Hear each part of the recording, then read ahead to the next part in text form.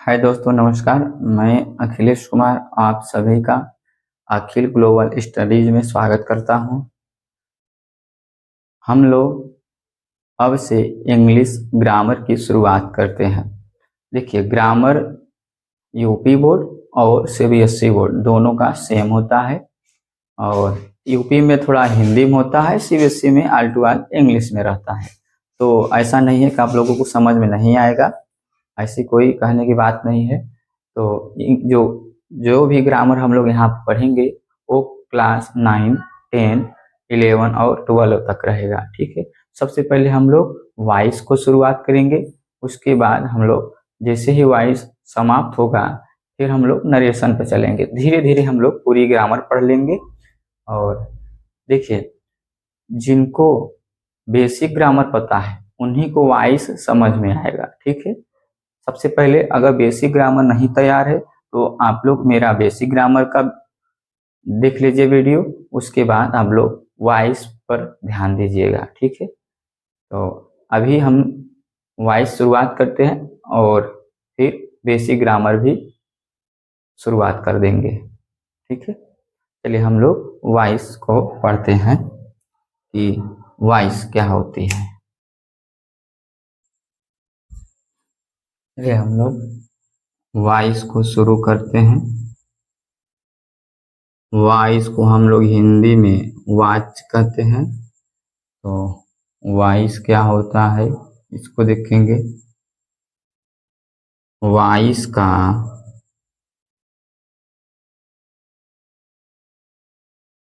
शाब्दिक अर्थ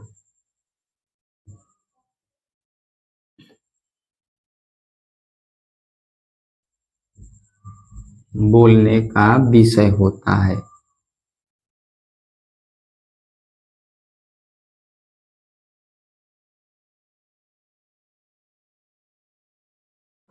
बोलने का विषय। ठीक है।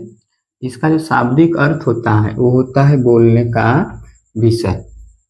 माफ कीजिए, यहाँ तक रखते हैं। तो वॉइस का शाब्दिक अर्थ बोलने का विषय होता है। देखिए, अब हम लोग इसकी परिभाषा देखेंगे कि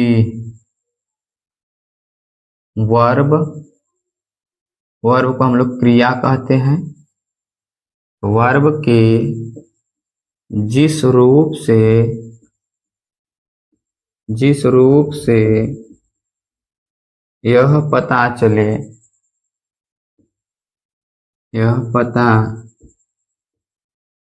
कि वर्ब का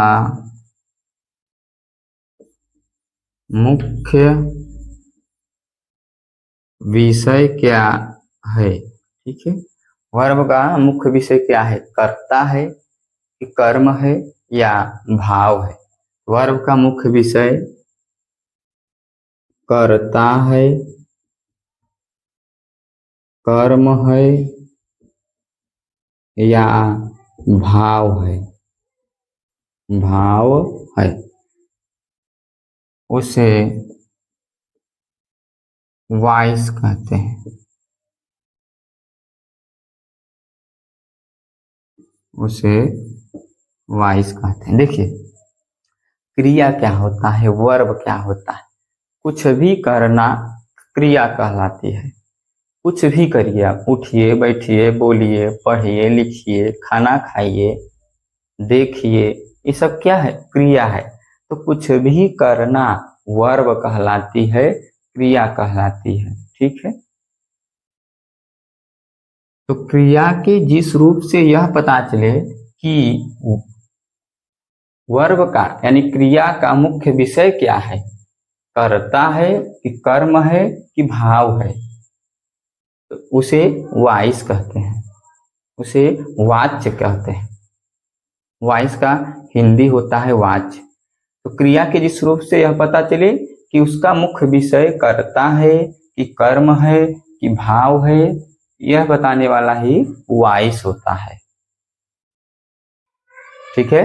वॉइस दो प्रकार का होता है। वॉइस दो प्रकार का होता है। अब ध्यान दीजिएगा कि वॉइस के प्रकार अब जानेंगे। वॉइस के प्रकार। ठीक है। यानी टाइप ऑफ वॉइस। ठीक है, वॉइस के जो प्रकार होता है यह दो प्रकार का होता है। कितने प्रकार का होता है? दो प्रकार का होता है। ठीक है, दो प्रकार का होता है, ध्यान दीजिए। पहला होता है एक्टिव वॉइस। क्या होती है भैया? Active voice. और दूसरा होता है हमारा पैसिव वॉइस। क्या होती है? Passive voice. पहला एक्टिव वॉइस और दूसरा पैसिव वॉइस। चलिए हम लोग जानेंगे एक्टिव वॉइस क्या है और पैसिव वॉइस क्या है। आप लोग इसको नोट कर लीजिए, बोर्ड छोटा है, इसको इरेज करने के बाद हम लोग इन दोनों को जानेंगे। चलिए आप लोग इन्हें नोट कर लीजिए, इरेज करते हैं हम लोग। स्क्रीन शॉट ले लीजिए। ठीक है, इरेज करते हैं।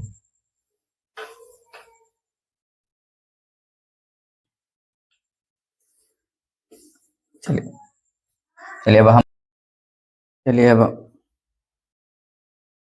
चलिए हम लोग एक्टिव वॉइस देखते हैं। एक्टिव वॉइस, ठीक है। देखिए, जब वाक्य में कर्ता को इंग्लिश में सब्जेक्ट कहते हैं, कर्ता की प्रधानता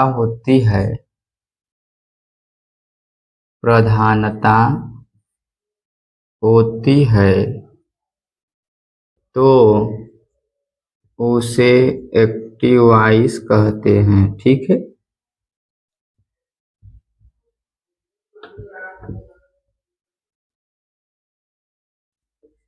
देखिए, जब वाक्य में कर्ता की प्रधानता हो, कर्ता को भी शेष से समझा जाए, तो उसे एक्टिव वॉइस कहते हैं। जैसे उदाहरण देखिए, जैसे जैसे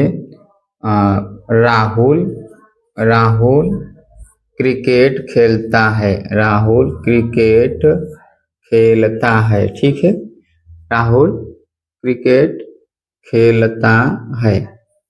यहाँ देखिए आप लोग, हाँ देखिए, यहाँ राहुल के विषय में बताया जा रहा है, राहुल को विशेष समझा जा रहा है, इसलिए ये एक्टिव वॉइस है, सब्जेक्ट की प्रधानता है।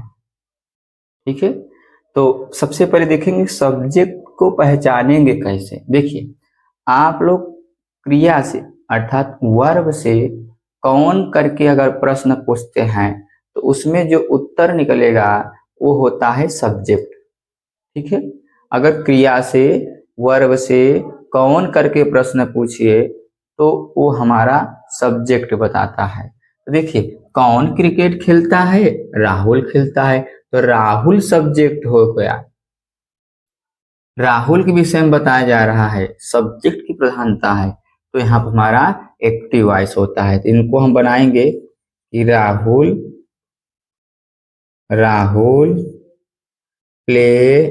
PLAYS, Rahul pledge cricket.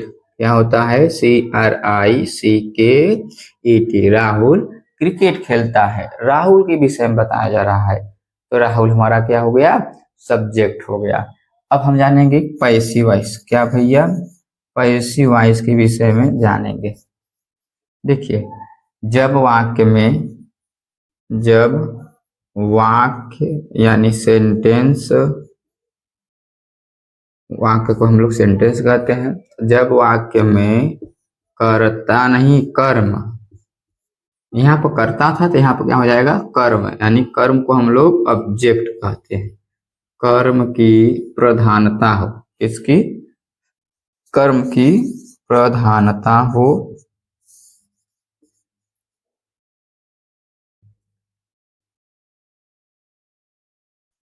कर्म की प्रधानता होती है।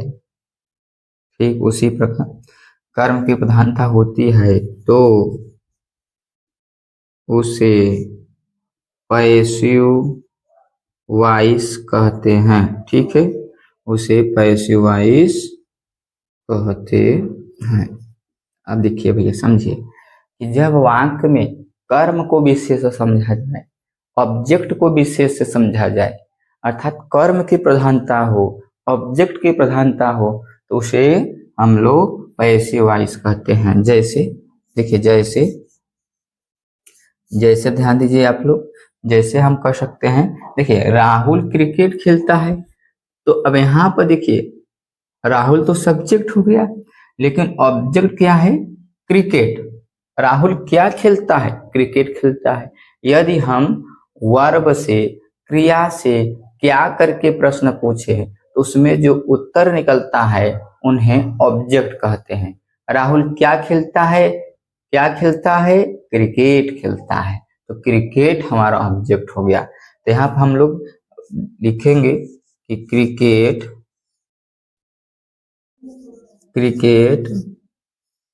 राहुल के द्वारा खेला जाता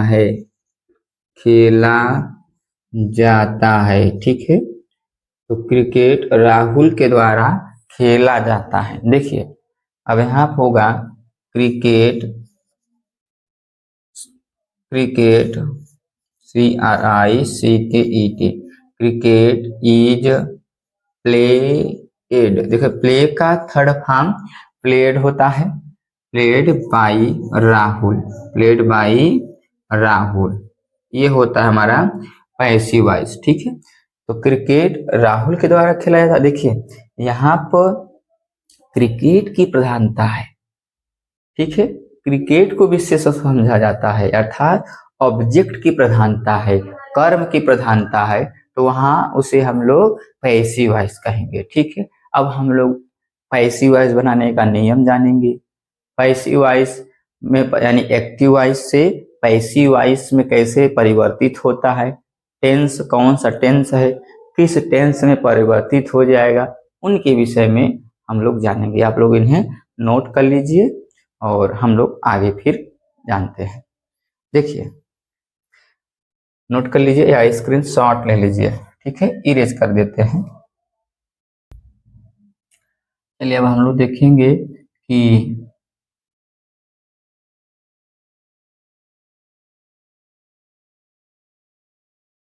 पैसिव वॉइस बनाने का नियम। देखिए अगर नियम समझ में आ गया तो बहुत आसान लगेगा। पहले नियम है कि पैसिव वॉइस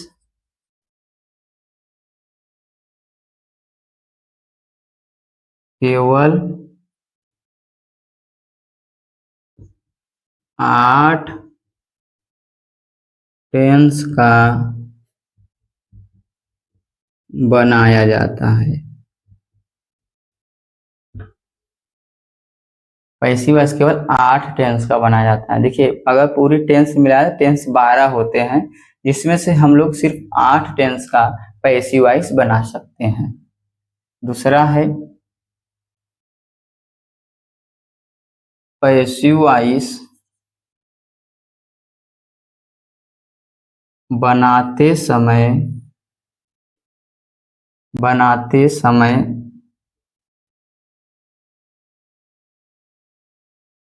एक्टिव वॉइस के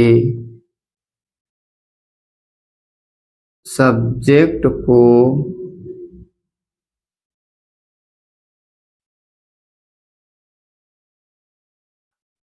पैसिव वॉइस का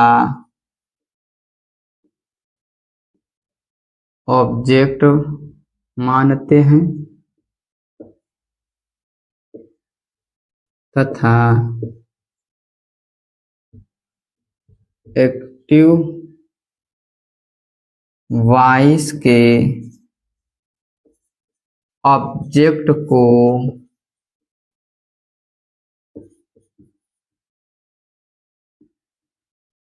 पैसिव वॉइस का सब्जेक्ट मानते हैं।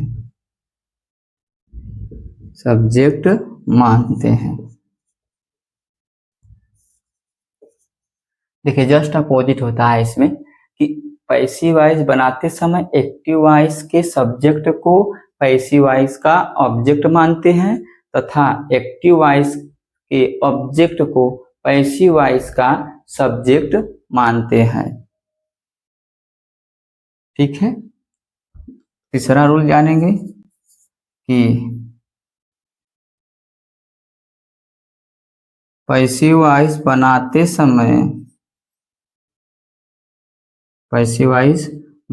समय हमेशा मेन वर्ब की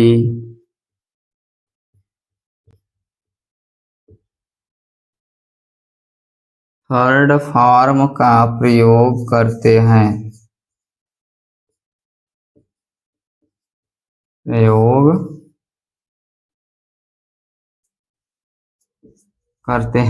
तो पैसिव वॉइस बनाते समय हमेशा मेन वर्ब की थर्ड फॉर्म यानी मुख्य क्रिया की तीसरा रूप का प्रयोग करेंगे।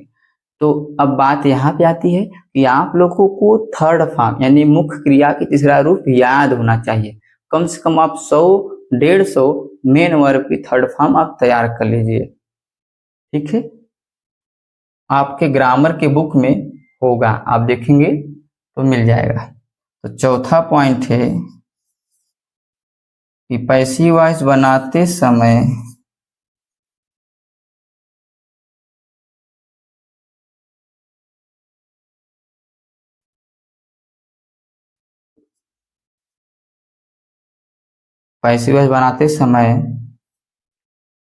ऑब्जेक्ट के पहले बाई का प्रयोग करते हैं। तो पैसिव वॉइस बनाते समय माफ कीजिए यहाँ वॉइस नहीं लिखे हुए हैं, तो पैसिव वॉइस बनाते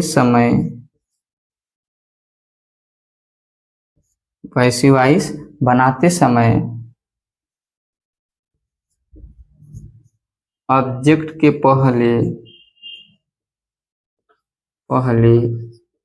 बाई का प्रयोग करते हैं।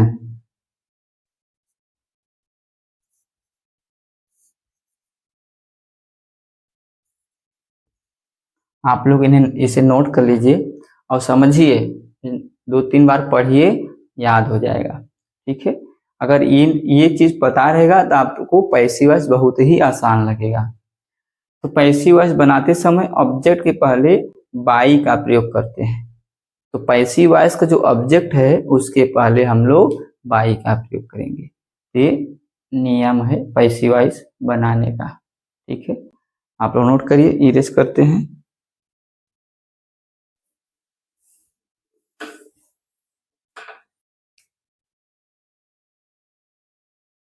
चलिए अब हम लोग देखेंगे कि टेंस के अनुसार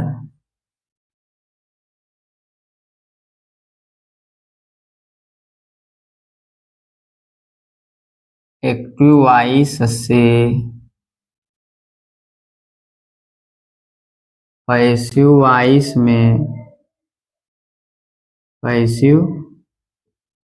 वॉइस में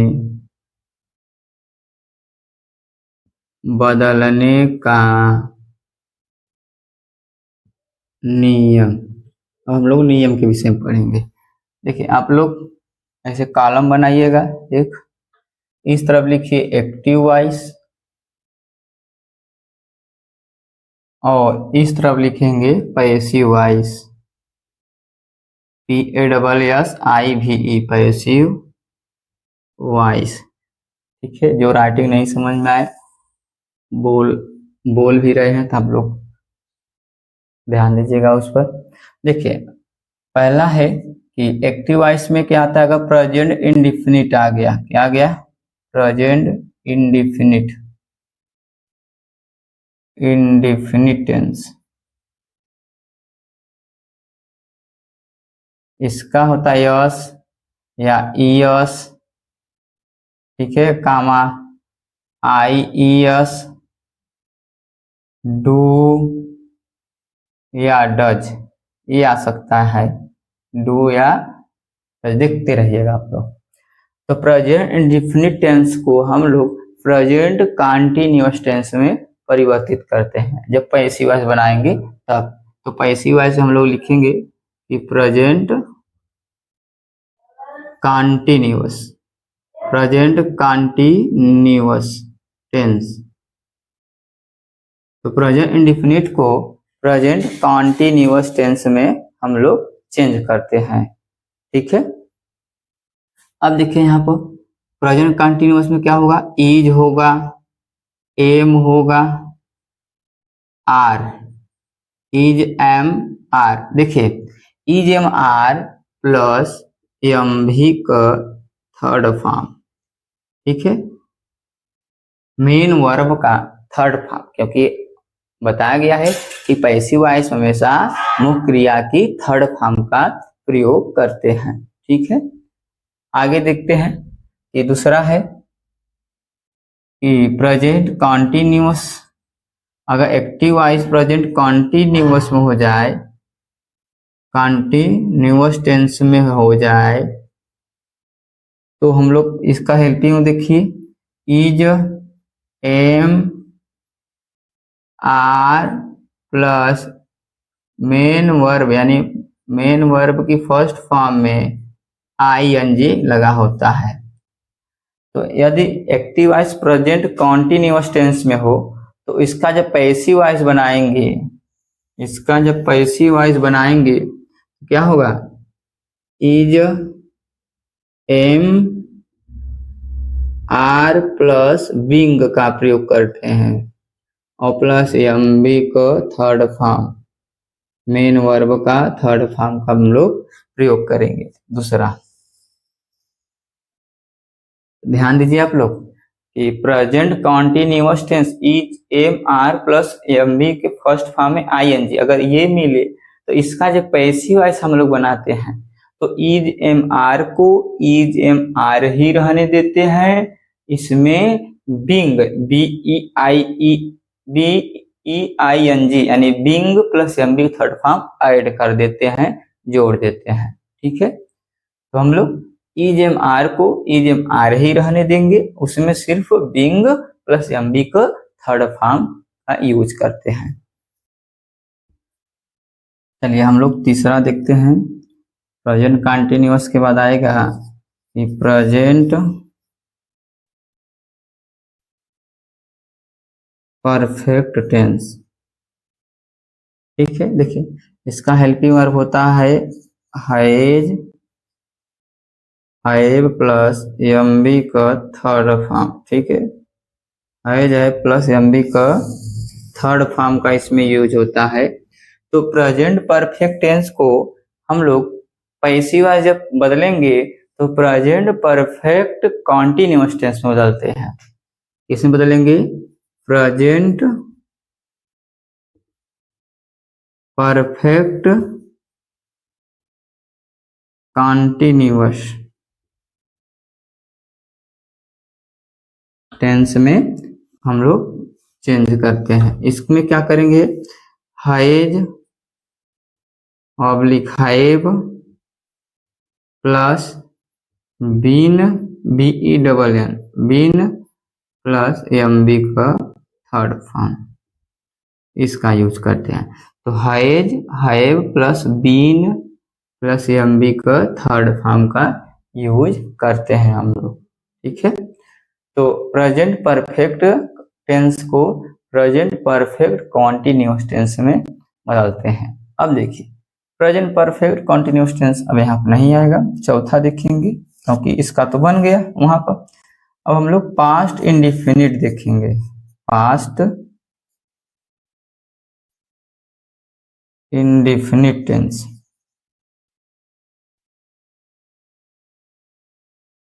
पास्ट इंडेफिनिट में क्या आता है, मेन वर्ब का सेकेंड फॉर्म अगर असर्टिव रहेगा तो मेन वर्ब का सेकेंड फॉर्म। ठीक है, और या डिड क्या रहेगा, डिड। नेगेटिव या इंट्रोगेटिव रहेगा तो डिड का प्रयोग होता है। तो आप लोग देखिए यहाँ पर पास्ट इंडिफिनिट टेंस को पास्ट कंटिन्यूअस में ले जाते हैं। पास्ट कंटिन्यूअस टेंस, इसको क्या करेंगे, वाज, वेयर यानी वर पढ़ते हैं इनको, प्लस एमबी का थर्ड फॉर्म का यूज करेंगे। जब भी प्रयोग करेंगे पैसिव वॉइस में एमबी का थर्ड फॉर्म लगाते हैं हम लोग। अब पांचवा देखिए, पास्ट कंटिन्यूअस आ गया तो एक्टिव वॉइस में, यदि active voice past continuous tense में हो, यानी UOUS टेंस में, यानी वाज वेयर रहे, वाज वर वेयर पढ़िए या वर पढ़ते हैं इनको, प्लस एमबी के फर्स्ट फॉर्म में ING लगा होता है पास्ट कंटिन्यूअस टेंस। ठीक है, तो मेन वर्ब का फर्स्ट फॉर्म ध्यान रखिए, लिखा है एम से मेन वर्ब का फर्स्ट फॉर्म। तो पास्ट कंटिन्यूअस में तो वाज वेयर को वाज वेयर ही रहने देते हैं, यानी वाज वर्ब को हम चेंज नहीं करेंगे। इसमें बिंग लगाएंगे, being BEING being plus MV का थर्ड फॉर्म का यूज करते हैं। ठीक है,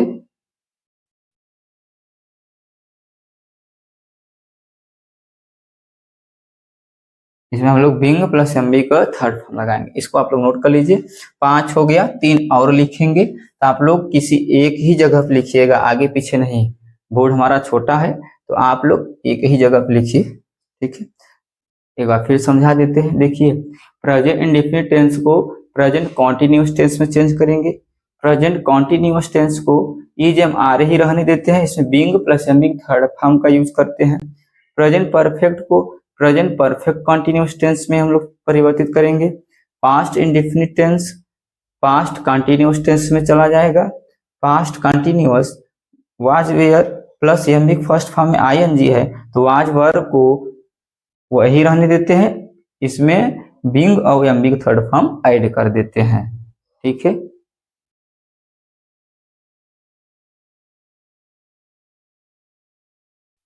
इरेज करते हैं क्योंकि अभी 3 और बचे हैं।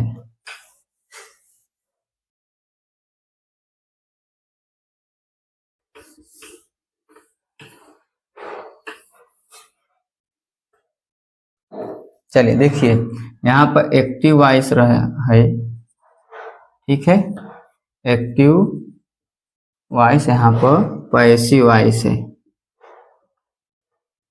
यहाँ पर क्या है, पैसिव वॉइस है, मिट गया था ये PASSI। ठीक है, देखिए छठवां पॉइंट क्या होता है, पांचवा था कि पास्ट कंटिन्यूअस। अब हम लोग देखेंगे past perfect, past perfect tense, इसमें हाइड रहता है प्लस एमबी का थर्ड फॉर्म यूज होता है। पास्ट परफेक्ट में हाइड एमबी का थर्ड फॉर्म का यूज करते हैं। ठीक है, ये हमारा इसका वो है पहचान। तो इसको किस में चेंज करेंगे, past perfect continuous, past perfect continuous tense. ठीक है, past perfect continuous tense change करेंगे, यानी had plus been plus MV का थर्ड फॉर्म यूज करते हैं। ठीक है, अगला है पास्ट परफेक्ट कंटिन्यूअस तो हो गया। अब आएगा फ्यूचर इंडिफिनिट। सातवां पॉइंट है कि फ्यूचर इंडिफिनिट टेंस,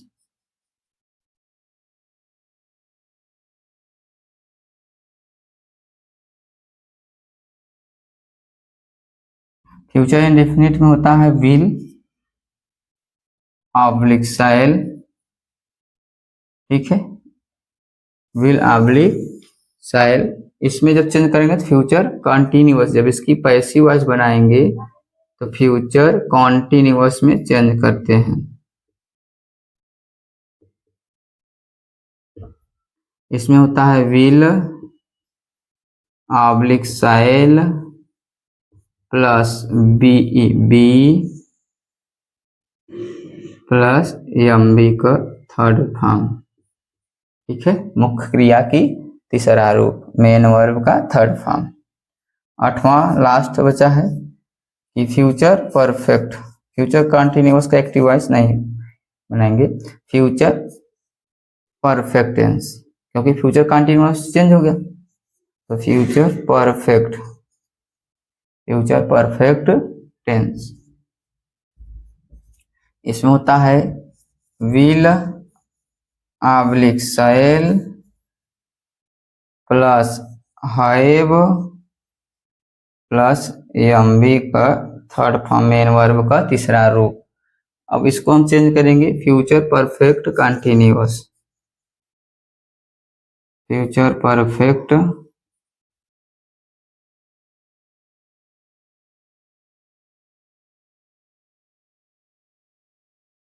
टेंस। ठीक है, फ्यूचर परफेक्ट कंटिन्यूअस टेंस, इसमें क्या आता है कि will shall plus have plus been plus M V का थर्ड फॉर्म का प्रयोग करेंगे। ठीक है, तो इन सब की बातों को हम ध्यान दिए। हमारा 8 टेंस हो गया और इन्हीं 8 टेंस का हम लोग पैसिव वॉइस बनाते हैं, तो आप लोग इसे नोट कर लीजिए। अब हम लोग बारी बारी से एक एक टेंस पर ध्यान देंगे। तो एक टेंस अगर इसे प्रेजेंट इंडेफिनिट पकड़े हुए हैं तो उसका पूरा पढ़ेंगे, पॉजिटिव पढ़ेंगे, नेगेटिव पढ़ेंगे और इंट्रोगेटिव भी पढ़ेंगे। तो ऐसे हम लोग बारी बारी से पढ़ते हैं विस्तार पूर्वक, बहुत ही आसान तरीके से।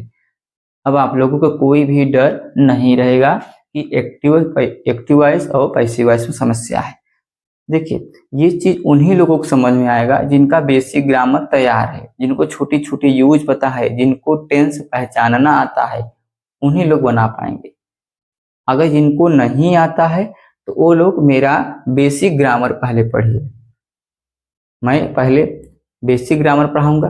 ठीक है, तो पहले बेसिक ग्रामर पढ़ करके तब आप लोग वॉइस पढ़िए, तब बहुत अच्छे से समझ में आएगा।